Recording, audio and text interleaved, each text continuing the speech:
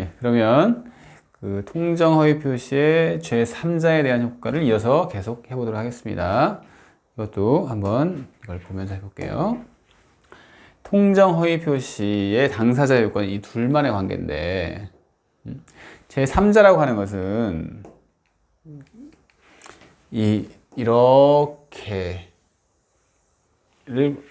제3자가 이 사람입니다. 이렇게 셋이 있을 때 그 제3자 정에 대한 효과가 어떤지에 대한 얘기입니다. 근데 이것은 우리가 비진의 표시에서 봤던 거랑 거의 비슷합니다. 원칙적으로 108조에서 당사자 사이에는 통정 허위 표시를 하면 무효지만, 이 사람이 선의일 경우에는 이 사람한테 갑이 무효라고 주장하지 못한다. 대항하지 못한다. 이 얘기가 108조 2항의 규정에 되어 있죠. 근데 여기서 문제가 되는 것은 대항의 의미입니다. 대항. 대항이라고 하는 것은 말 그대로 대자가 있죠. 뭔가 이렇게 대칭된다는 얘기입니다. 즉, 이 사람이 현재 유효를 주장을 하고 있겠죠. 그죠? 내가 소유권을 취득했다. 유효를 주장할 때 이 사람한테 무효를 주장하지 못한다는 게 대항의 의미입니다. 대항의 의미예요. 그러면 왜 여기서 이 얘기를 하냐면, 이 사람 스스로 이 가장매매의 통정허위 표시네 하면서 이 계약이 무효라고 얘기는 할 수 있어요.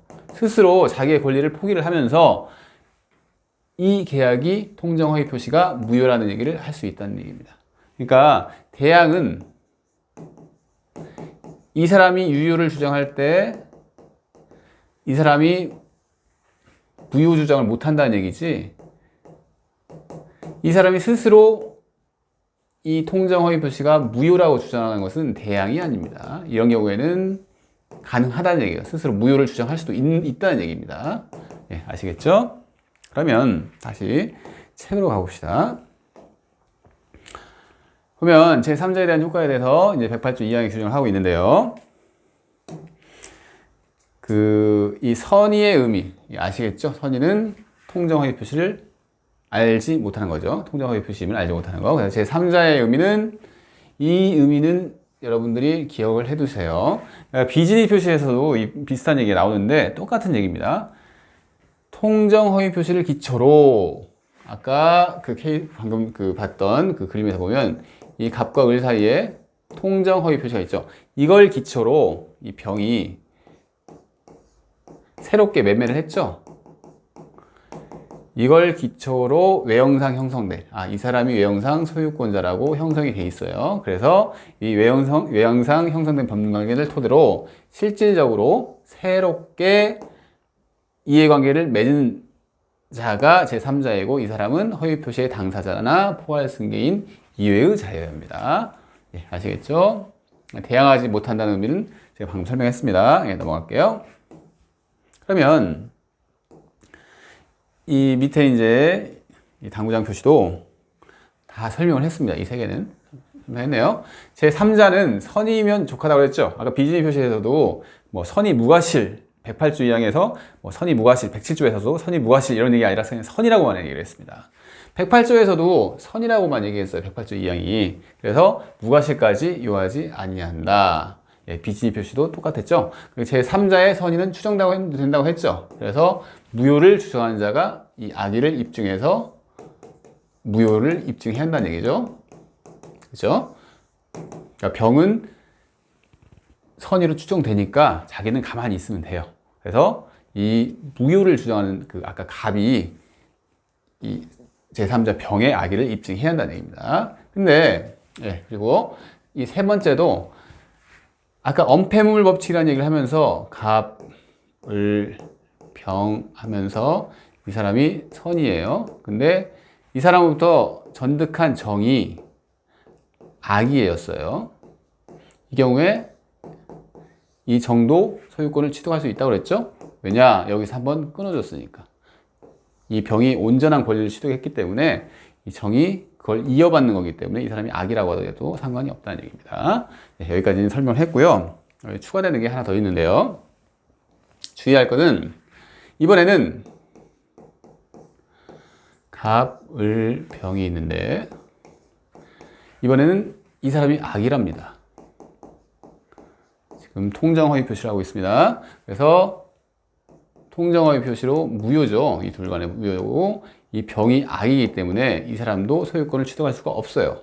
그렇죠? 소유권 취득이 안 됩니다. 선의의 제3자였는데 악의의 제3자이기 때문에 병은 소유권을 취득할 수 없는데 이 병으로부터 정이 취득을 했어요. 그러니까 이 사람한테 그 현재 을이 소유권이 있는 것을 기회로 삼아가지고 병이 그것을 취득을 했는데 악이라서 이 사람은 만약 이 사람이 없으면 이 정이 없으면 갑은 병한테 이거 네가 악이니까 소유권 취득 못하지 하면서 돌려받을 수가 있는데 그 전에 이 사람한테 넘겨버렸습니다.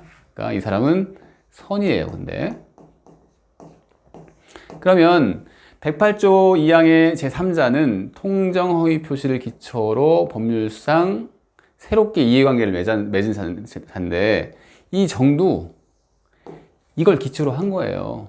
뭐 이렇게 중간에 개입되는 것이 있지만 이걸 기초로 한 겁니다. 그래서 설령 이 병이 중간에 악이라고 하더라도 이 사람이 선이면 이 사람은 108조 2항의 제3자가 된다는 얘기입니다. 예, 아시겠죠? 한번 생각을 해보세요. 그러니까 조금 헷갈릴 수가 있는데 이게 무슨 얘기지? 뭐 이렇게 헷갈릴 수가 있는데 여기는 이런 관계죠. 갑, 을, 병, 선이. 그래서 온전한 권리자가 됐다. 정이 설령 악이더라도 이 온전한 권리자로부터 취득을 한 거기 때문에 유효하다. 취득한다. 이 얘기고요. 아시겠죠? 방금 얘기했던 것은 이런 거죠. 갑, 을, 병, 이 사람이 악이. 이 사람 취득 못하는데 악이니까 취득 못하죠. 근데 이 사람이 이게 무효잖아 하면서 이렇게 반환 청구를 하기 전에 넘겨줬어요. 근데 이 사람이 선이다. 근데 이 경우에는 갑을 명정, 악선, 선악이죠. 이 경우에는 정이 108조 2항의 제3자가 돼서 보호된다는 얘기입니다. 예, 경우가 다릅니다. 그래서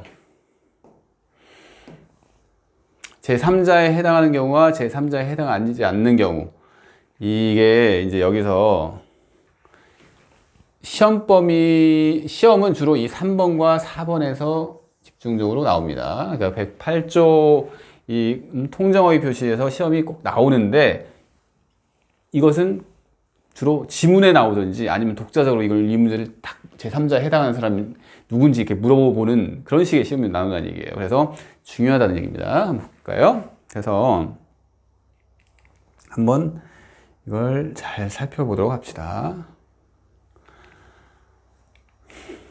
우리가 여기 한번 생각해 볼까요? 지금 통정허위 표시를 하고 있습니다. 갑을 병인데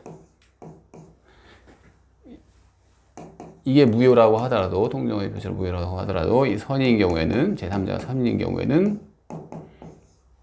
무효를 가지고 이 사람한테 주장을 못한다. 이 사람이 소유권을 취득한다. 예, 이 얘기를 하고 있습니다. 근데 이 선의의 제3자의 의미에 대해서 아까 봤었는데요. 선의의 제3자 썼죠? 뭐라고 했냐면 통정허위 표시를 기초로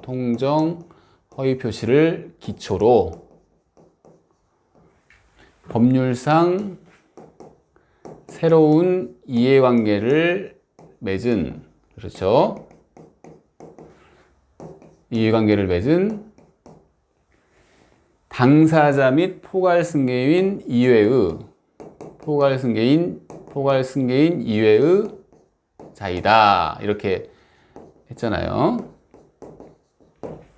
여기에 이 제3자가 이 개념에 부합해야지 제3자로서 인정을 받을 수 있다는 얘기입니다. 근데 그 예를 시험에서 낸다는 얘기입니다. 그래서 한번 하나하나 보겠습니다. 이거 볼게요. 가장매매. 첫 번째 쭉 책 보시면 됩니다. 가장매매 매수인으로부터 그 목적 부동산을 매수한 자. 예를 보겠습니다. 가장매매예요. 가장매매. 통정허위 표시죠. 가장매매의 매수인인데, 그래서 이 양 둘 사이에서는 무효인데, 이 사람이 새롭게 또 계약을 맺었습니다. 그래서 매매를 했다는 얘기죠. 매매를 했어요. 그래서 이 사람이 과연 제3자가 되느냐? 되겠죠? 계속 했던 그 예죠, 이것은. 그래서 된다는 얘기입니다. 이건 된다. 그리고 봅시다. 보면 쭉 보니까 가장매매 매수인, 여기 이 네 개는 비슷한 얘기겠네요. 그죠? 이 네 개는 비슷한 얘기입니다. 한번 봅시다. 가장매매의 매수인으로부터 그 부동산의 전세권 또는 그 저당권 또는 전세권을 설정받는 자. 이 사람이 가장 매매예요. 그래서 원칙적으로는 이 둘 사이에서는 소유권이 넘어가지 않죠. 무효입니다. 하지만 이 사람이 등기까지 받았어요. 그래서 소유권 등기를 받았습니다. 소유권 등기를 받은 사람입니다. 근데 이 사람이 돈이 필요했는지 이게 자기 소유권처럼 생각을 얘기를 하면서 이 선의의 병한테 돈을 꿨습니다. 돈을 받았어요 하면서 저당권을 이 사람이 취득한 거예요. 그러면 이 병이 과연 제3자, 선의의 제3자에 해당할 것이냐? 허위 표시를 기초로 법률상 새로운 이해관계를 맺었죠. 예, 새롭게 저당권을 설정했습니다. 이게 유효하다고 병은 믿은 상태에서 새롭게 저당권을 설정을 했습니다. 당연히 이 사람은 보호받는 제3자가 되겠죠. 전세권을 취득했습니다. 이 사람이 등기를 가지고 있으니까 물권행위를 한 거죠. 물권행위. 저당권 설정행위, 전세권 설정행위, 물권행위입니다. 그래서 이렇게 했어요. 당연히 보호를 받겠죠. 그러니까 병은 저당권자가 된 거고 전세권자가 된 거란 얘기입니다. 이 사람이 이렇게 무효기 때문에 이 저당권, 이 전세권 무효라고 얘기를 못 한다는 얘기예요. 예, 아시겠죠? 했고요. 세 번째 봅시다. 똑같은 그림입니다. 갑을 더 이상 안 쓸게요. 그 다음에 이 사람의 의뢰 채권자가 있었어요. 의뢰 채권자입니다. 이 사람이 보니까 새로운 물건이 생겼네? 하면서 이 사람이 이 물건에 만약에 A 부동산이라고 할게요. 가장매매 대상이 이 사람이 새로운 채권자가 그 새로운 물건이 생겼네. 이 사람 새로운 소리에서 압류를 했습니다. 가압류를 이 목적물에 대해서. 그래서 이 가압류가 유효라는 얘기죠. 이 제3자가 된다는 얘기입니다. 네 번째 보면 이제 안 배운 내용들이 좀 나오는데요. 이제 가등기라는 얘기가 나오죠. 가장매매를 했어요, 또. 그래서 이 사람이 가장매수인입니다. 둘 사이에는 무효지만 이 사람이 자기가 이 A 부동산의 매수인이라고 하면서 그리고 소유권자라고 하면서 병이랑 매매 계약을 맺습니다. 근데 일반적으로 매매 계약을 맺고 소유권 이전 등기까지 하죠. 그래서 등기를 본래 의리 있으면 이렇게 넘겨주기 마련이에요. 근데 이 사람이 어떤 이유인지는 잘 모르겠는데 현재 소유권을 넘겨받을 수 있는 상황이 아니었나 봅니다. 그래서 그런 경우에는 근데 이 사람이 꼭 이 소유권을 받고 싶어요. 이 물건을 취득하고 싶어요. 그래서 그런 경우에 가등기라는 걸 설정을 합니다. 가등기가 뭐냐면 본등기를 하기 전에 자기가 찜을 해놓는 거예요. 이 부동산 내가 살 테니까 우선 채권 계약을 맺고 현재 내가 뭐 돈이 없어서 바로 이걸 취득을 못하지만 그래서 내가 꼭 취득하고 싶으면 이걸 가등기를 좀 해둡시다. 이 둘 사이에서 이런 약정을 맺으면서 가등기를 해놓는 거예요. 그러면 이 사람은 가등기를 맺을 때 순위가 우리 등기에도 다 순위가 있어요. 순위가 있는데 순위가 그때 당시로 고정이 됩니다. 나중에 이 사람이 실제로 물권행위를 해서 취득을 한 시점에 물권행위는 이 시점이지만 이 순위는 승진을 합니다. 이것은 나중에 물권편에서 배울 테니까 그냥 가볍게 이거 뭔지 모르겠지만 아무튼 둘 사이에 어떤 매매 계약을 다시 맺었는데 가등기를 해뒀나 보다.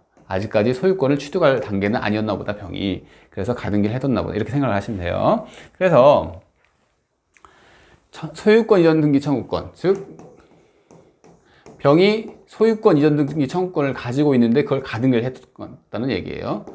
이 경우에도 이 외형상 형성된 법률관계를 기초로 새롭게 어떤 법률관계가 맺어진 거죠. 그래서 이 가등기도 유효하다는 얘기입니다.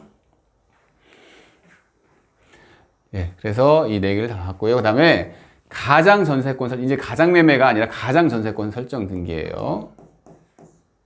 무슨 얘기냐면 이 사람이 전세권이 실제로는 설정을 안 했는데 이 사람으로부터 가짜로 전세권을 받았어요. 가장전세권자입니다. 근데 전세권도 물건이잖아요. 우리가 돈을 빌릴 때 주로 담보를 맺을 때 저당권을 설정할 때 소유권을 담보로 하기도 하지만 일반적으로 소유권을 담보로 하죠. 하지만 전세권자도 전세권은 물건이라서 처분할 수가 있는데 전세권을 담보로 저당권을 설정하기도 합니다. 그러니까 전세권자가 예를 들어서 그러니까 전세권자라고 하면 여러분이 어떤 집에 전세권자로 돼 있어요. 만약에 등기까지 돼 있다는 얘기죠. 전세권 등기까지. 전세권자가 돈이 필요해서 직접 은행에 가서 내가 이런 전세권이 있는데 이 전세권이 뭐 전세금이 한 5억 돼. 그러니까 나한테 2억만 빌려줘라. 이게 가능하다는 얘기예요. 전세권 자체를 이 저당권의 목적물로 할 수 있다는 얘기입니다. 그래서 여기서는 이 가장전세권자인데 이 가장전세권자가 돈을 빌리면서 실제로는 전세권자가 아닌데 돈을 빌리면서 저당권을 설정해 준 겁니다. 저당권자가 된 거죠. 이 경우에 이 저당권이 유효할 것인가, 은행이 제3자가 될 것인가 해서 O 했습니다. 맞다는 얘기죠. 전세권에 대해서 저당권을 설정받은 자, 은행이 되겠죠. 그렇죠. 그 다음에 가장 저당권 설정 계약에 의한 저당권의 실행으로 경락받은 자. 참 어려운 내용들이 계속 나옵니다.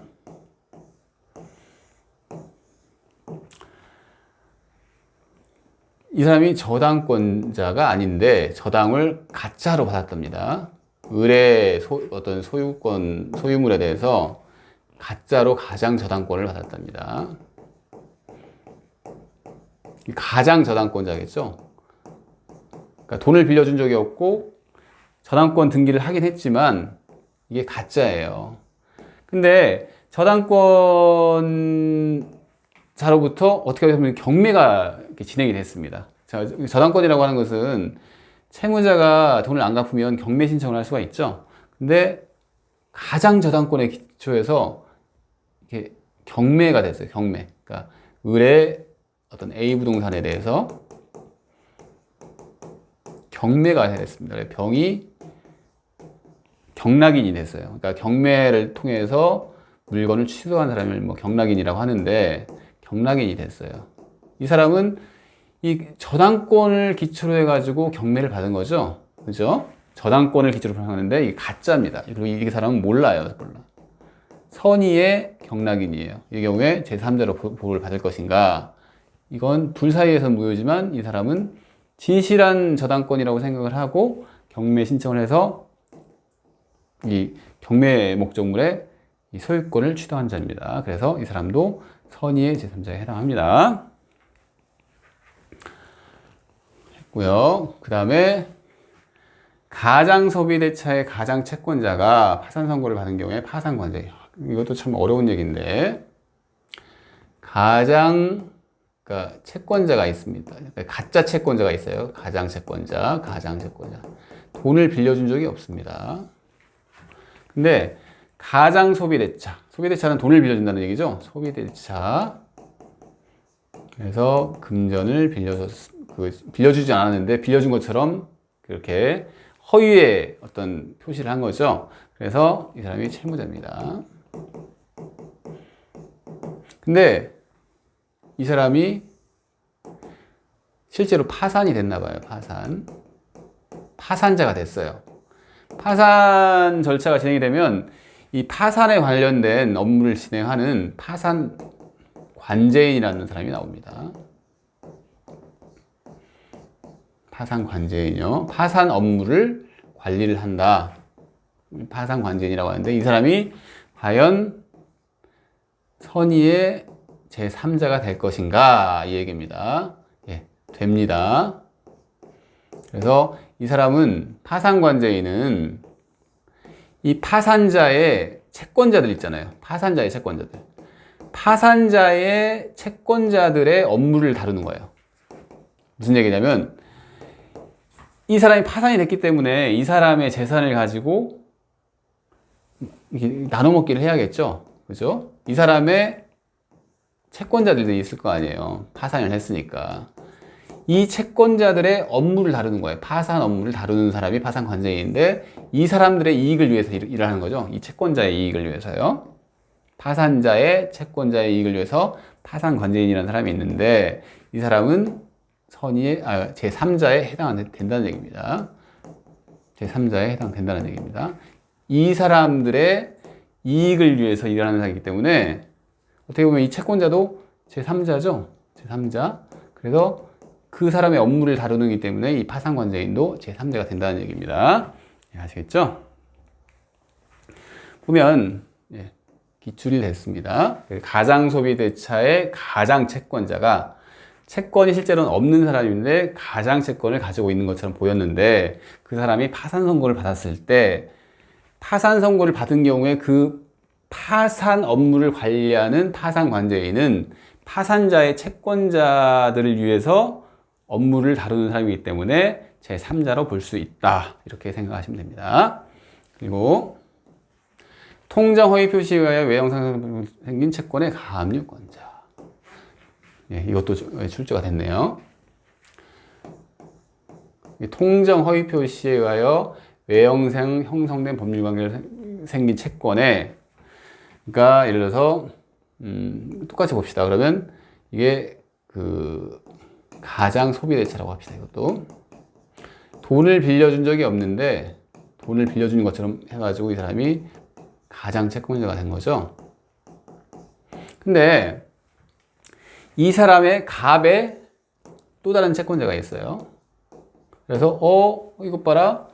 이 사람이 갑자기 채권이 생겼네 해가지고 이 채권을 가압류했다고 합니다. 이 사람은 갑의 채권자가 되겠죠? 지금 이 얘기를 하는 거예요. 통정 허위 표시에 의하여 외형상 형성된 법률관계. 외형상 이 사람이 채권을 가지고 있는 것처럼 형성된 법률관계를 토대로 이 사람이 이 갑의 채권자가 이 채권에 대해서 가압류를 했다고 합니다. 이 사람도 제3자가 됩니다. 네, 아시겠죠? 그리고 마지막으로 가장매매에 기한 대금채권의 양수인 또는 가장소비대차에 기한 채권의 양수인 보면 가장매매라고 합니다. 그러면 가장매매 이 사람이 가장매도인이에요. 근데 이 사람이 가장매도인이니까 그 대금채권이 실제로는 없지만 대금채권이 있는 것처럼 보이죠. 가장대금채권. 그죠? 이 가장대금채권이 자기가 채권자라고 생각을 알리면서 채권을 양도를 했다고 합니다. 주로 이제 이 병이 갑의 채권자겠죠. 그죠? 왜냐하면 채권을 왜 양도를 했겠어요? 이 사람이 병이 갑에 대해서 채권을 가지고 있기 때문에 이 사람이 채권을 가장 대금 채권을 양도를 한 겁니다. 그러면 이 외형상 형성된 법률관계를 토대로 이 사람이 가장 채권을 취득한 거죠. 그래서 이 사람은 제3자에 해당한다고 하는 거예요. 새롭게 채권을 취득한 자이기 때문에. 그리고 마지막으로 똑같아요. 가장 소비대차. 이 사람이 돈을 빌려준 적이 없는데 가장 소비대차를 내줬습니다. 가장 채권자죠. 그래서 이 채권을 또 양수를 병이 받았다고 합니다. 똑같은 얘기죠. 방금 가장매매 그 대금채권이랑 이 경우에도 이 병은 제3자에 해당을 합니다.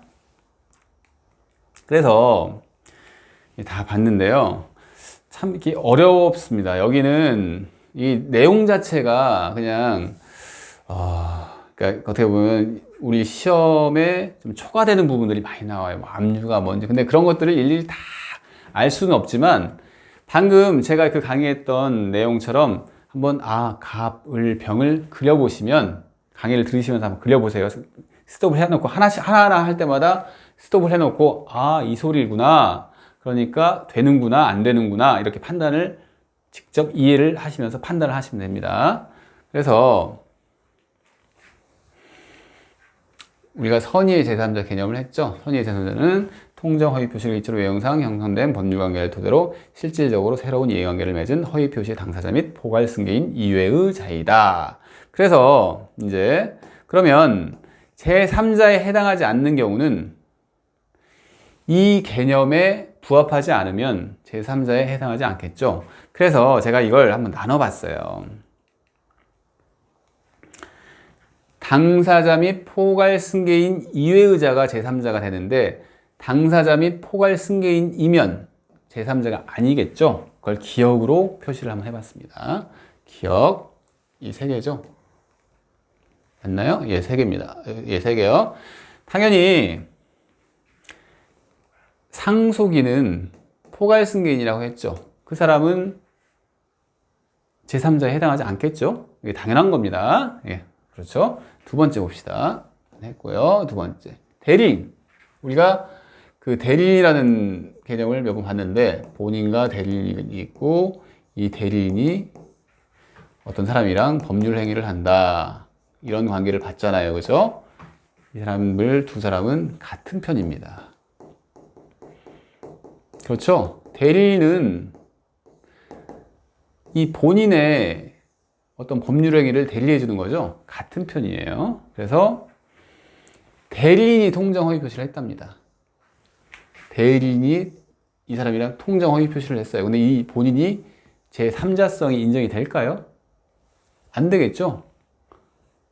아시겠죠? 그래서 이때 본인은 안 된다. 제3자에 해당하지 않는다. 이 소리입니다. 이 3번도 이제 이거랑 같은 얘기인데 계약상 지위를 이전받았다고 합니다. 계약상 지위를 이전받았어요. 무슨 얘기냐면 갑, 을이 있는데 이 사람이 계약 당사자들이 갑, 을이잖아요. 근데 계약상 지위를 그냥 딱 대체한 거예요.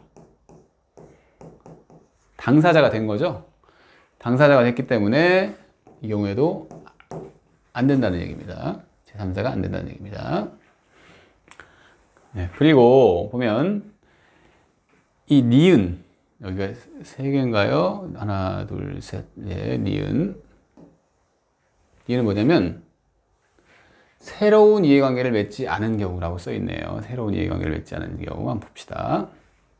채권의 가장용도에서 채무자 갑, 을이 채무자인데 을이 채무자고 이 사람이 채권자입니다. 아까처럼 가장 소비대차 이런 게 아니라 이 관계는 유효한 관계예요. 현재 채권이 있는 거예요. 근데 뭐가 허위 표시냐면 이 채권을 다른 사람한테 넘겼어요. 이게 허위 표시인 경우입니다. 현재 지금 얘기하는 건요. 이게 허위 표시예요. 이 경우에 이 을이 채무자 을이 과연 제3자가 될 것이냐 안 된다는 거죠. 왜냐하면 우리가 보면 이게 지금 허위 표시죠. 이걸 기초로 어떤 뭐 채권을 뭐 이렇게 다시 어떻게 양도를 한다든지 이런 경우는 실질적으로 새로운 이해관계를 맺었지만 이거는 어떻게 보면 기존의 채무자입니다. 그냥 이게 가장행위지만 이 사람은 그냥 기존 채무자예요. 그래서 우리 이제 판례 좀 이따 볼 텐데요. 이런 판례가 있어요. 갑과 똑같은 그림인데 이 채무자고 가장 양도를 했어요. 채권자고 가장 채권 양수인입니다. 가장 채권 양수인. 가짜로 채권을 받았는데 이게 통정 허위 표시로서 무효가 됐습니다. 무효임이 밝혀졌어요. 그랬더니 갑자기 이 사람이 등장을 해 갑자기 해요. 이것 봐라. 그러면 나는 제3자가 아닙니까? 얘기를 하는 거죠. 그래서 무효니까 이 가장 그 채권 양도 계약이 무효니까 이 사람이 다시 채권자가 된 거잖아요. 그죠? 그래서 이 사람이 채권자의 지위를 행사해서 채권을 당시 채무를 이행을 하라고 을한테 하니까 나는 제3자야 하면서 채무를 이행을 안 하려고 하는 거죠. 이게 말이 됩니까? 안 되죠? 이 사람은 그냥 기존의 채무자였고 이 사람한테 갚든 이 사람한테 갚든 이 사람은 그냥 어차피 갚아야 하는 상황이었던 거예요. 기존의 법률 관계였습니다. 그래서 이 경우에는 실질적으로 새로운 이해관계를 맺은 경우라 볼 수 없겠죠. 예, 아시겠죠? 즉 새롭게 이해관계를 맺은 경우가 아니라 이쪽으로 막 진행이 되는 게 아니라 가장 양도계약을 중심으로 진행이 되는 게 아니라 그냥 기존의 채무가 있던 사람입니다. 그래서 이 경우에는 제3자가 아니라고 할 수 있는 거죠. 네, 이것도 기출이 된 내용이네요. 그리고 저당권의 가장 포기 시 기존의 순위 저당권자. 우리가 저당권은 여러 개가 설정이 될 수 있다는 걸 아실 거라고 생각합니다. 그러니까 즉 무슨 얘기냐면 이 사람이 채무자예요. 이 채무자 을은 A 부동산을 가지고 있습니다. 돈을 빌리면서 이 사람한테 저당권을 설정을 해줬습니다. 저당권을 설정을 해줬어요. 근데 이 부동산이 엄청나게 큰 고액이에요. 고액인데 여전히 이 사람이 채권을 가지고 있다고 하더라도 여전히 이 부동산은 엄청 고액이라서 돈을 더 빌릴 수가 있어요. 을이. 그래서 병한테 또 돈을 빌립니다. 또 돈을 빌릴 수가 있죠. 그래서 이 사람이 또 저당권을 취득할 수가 있어요. 그래서 이걸 먼저 설정됐죠. 저당권이. 그래서 이 경우에는 순위가 있습니다. 저당권은 1번이고 만약에 이게 2번이라고 합시다. 이게 가능하다는 얘기예요. 저당권은 여러 개가 설정이 될 수가 있어요. 이 부동산의 가치에 따라서 부동산의 가치가 워낙 크면 이 채권보다 훨씬 크다. 그러면 후순위 저당권자가 이렇게 등장할 수도 있습니다. 근데 여기서는 보면 저당권이 있었는데 이 1번 저당권을 포기를 했다고 합니다. 포기를 했어요. 포기를 하면 이게 없어지면 이 사람이 1번으로 됩니다. 그죠? 기존의 후순위 저당권. 여기는 포인트가 기존이겠네요, 기존. 그래서 이게 이제 이 저당권 포기 행위가 무효라고 합니다.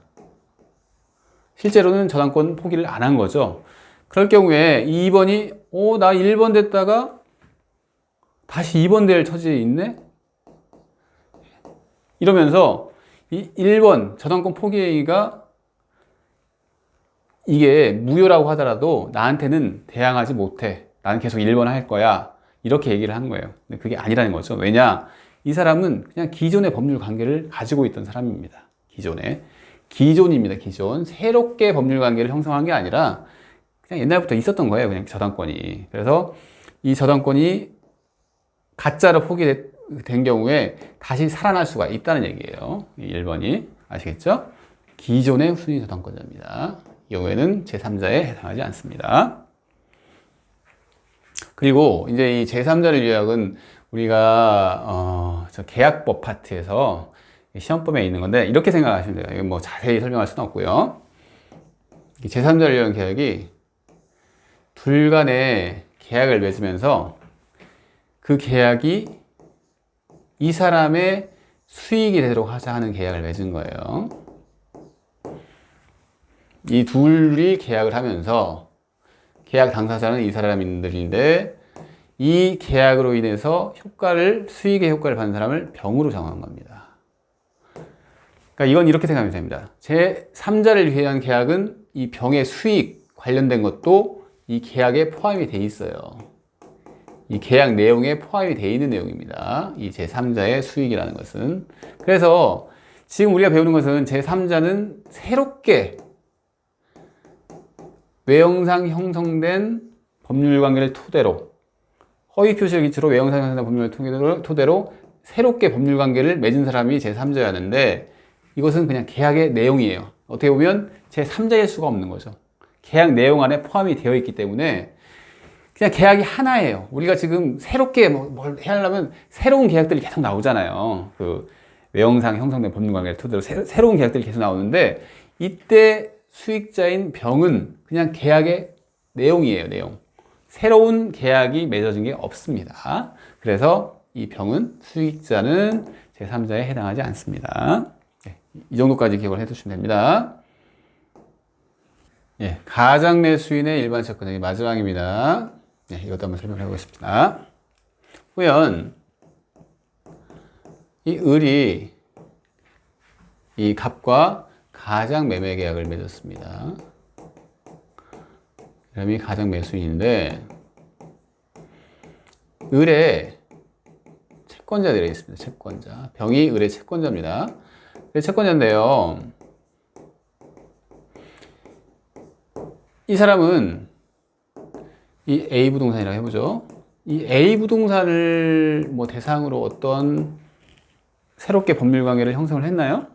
A 부동산과 관계돼 가지고 가장 매매, 그러니까 즉 이 갑의 소유권이었던 A 부동산이 가장 매매로 소유권 넘어가는데, 이걸 대상으로 어떤 새롭게 법률 관계를 맺었습니까? 아니죠. 그냥 본래부터 그냥 을의 채권자예요. 일반 채권자. 그러니까 담보를 가지고 있다거나 이런 사람이 아니라 그냥 채권자입니다. 뭔가 A 부동산에 대해서 어떤 액션, A 부동산을 대상으로 어떤 액션이 있어야 하는데 그런 게 없어요. 그냥 이 사람은 을의 채권자일 뿐입니다. 그래서 설명했습니다. 그래서 이 가장 매수인의 일반 채권자는 디귿이라고 되어 있죠. 통정 허위 표시를 기초로 형성된 법률 관계를 대상으로 하지 않는 경우입니다. 그냥 본래부터 그냥 채권을 가지고 있는 자일 뿐이었던 거예요. 그래서요, 우리가 다 설명을 했는데요, 이 부분이 시험에 잘 나온다는 얘기를 계속 했잖아요. 시험에 잘 나옵니다. 다 잘 나오는데, 이게 여러분들이 그냥 어떤 분들은 막 이렇게 두 문자를 따서 막 외우기도 하고 하는데, 그렇게 할 수도 있는데 우선 이해를 하신 다음에 두 문자를 따는 것은 괜찮습니다. 근데 이 완전 이해가 돼야 돼요. 이해가 안 되면 두 문자를 땄다고 하더라도 시험에 나오면 다 틀려요. 그래서 이런 식으로 제가 이제 가불병 계속 그렸잖아요. 가불병 이렇게 그렸는데, 강의를 들으시면서 이게 왜 안 되는구나. 기억은 뭐지? 당사자 및 포괄 승계인이어서 안 되는구나.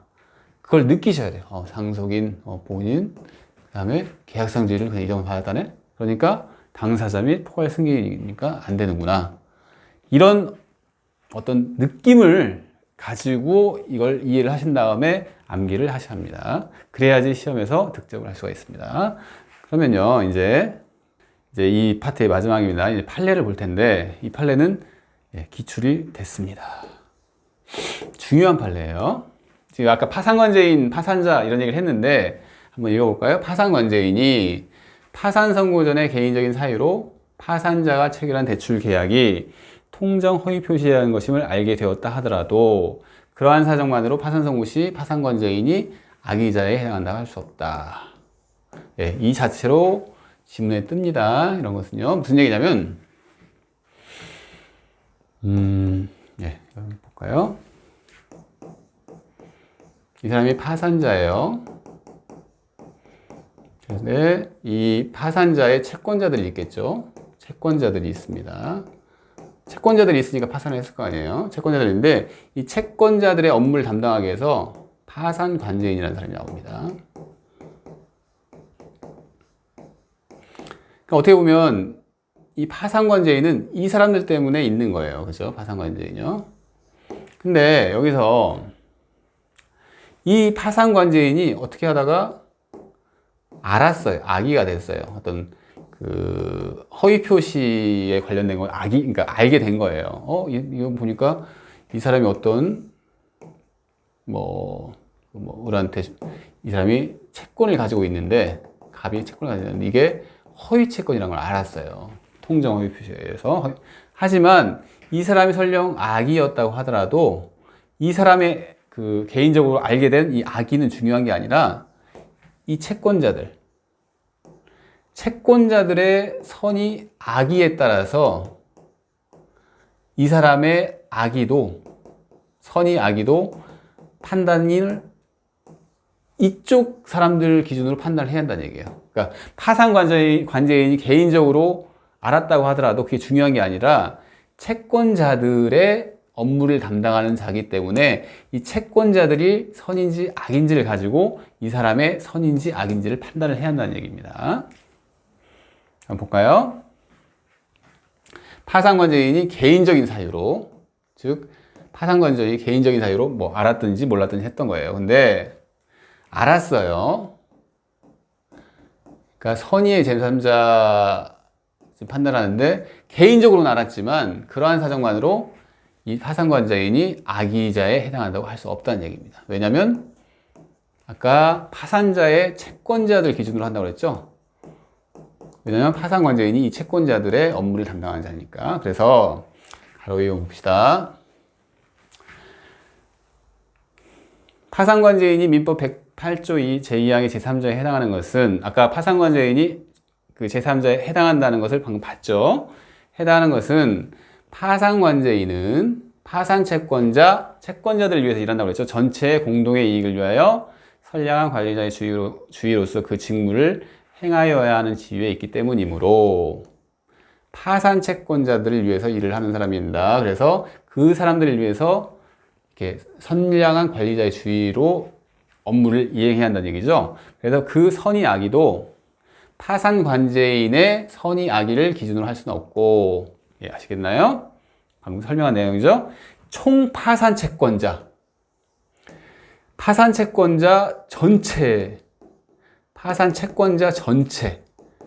전체를 기준으로 합니다. 전체를 기준으로 해서 파산채권자 모두가 악의로 되지 않는 한, 이 파산채권자가 다 악이면 파산관제인도 악인데 한 사람이라도 선의가 있으면, 파산채권자가 선의가 있으면 파산관제인은 선의로 판단해야 한다는 얘기입니다. 아시겠나요? 좀 어렵죠? 내용이 어려운데, 그러니까 이렇게 생각하시면 됩니다. 파산관제인은 누구를 위해서 일을 하는 사람이라고요? 파산 채권자를 위해서 일을 하죠. 그래서 파산관제인이 개인적으로 알았든 몰랐든 이것은 중요한 게 아니라 그 파산 채권자가 선인지 악인지를 기준으로 판단을 해야 한다는 겁니다. 그래서 모든 사람이 악의가 되지 않는 한, 파산 채권자 전부가 악의가 되지 않는 한 파산관제인은 선이라는 겁니다. 아시겠나요?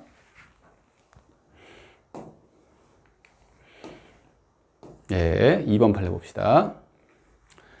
이것도 했던 내용입니다. 민법 제108조 2항에서 말하는 제3자는 아시겠죠? 이외의자 모두를 가리키는 것이 아니고 그 가운데서 허위표시 행위를 기초로 하여 새로운 이해관계를 맺은 자의 한정에서 가리키는 것으로 새겨야 할 것이므로, 아시겠죠? 퇴직금 채무자인 피고입니다. 그러니까 회사가 퇴직금 채무자겠죠? 퇴직금을 갚아줘야 하잖아요. 그래서 이 사람이 퇴직금 채무를 가지고 있습니다. 근데 원채권자 이런 거는 다 떠나고요. 본래 그 퇴직금 채권자가 있습니다. 어떤 근로자겠죠? 근데 이 사람이 본래 있던 퇴직금 채권자가 가짜로, 이게 허위 표시예요. 이게 양도계약을 맺어서 채권을 양수를 받았습니다. 퇴직금 채권을 양수를 받았어요. 근데 이게 허위 표시입니다. 무효라고 했죠? 무효임이 밝혀졌어요.